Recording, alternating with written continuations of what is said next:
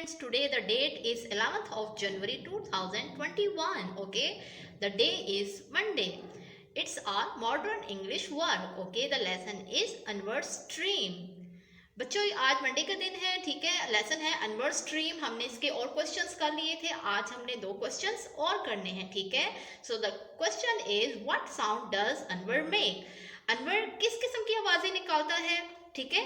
तो Anwar makes ouch ouch and oh sounds. Okay, जब उसे चींटियां काटती हैं तो वो आउच आउच और ओ की साउंड्स निकालता है, ठीक है।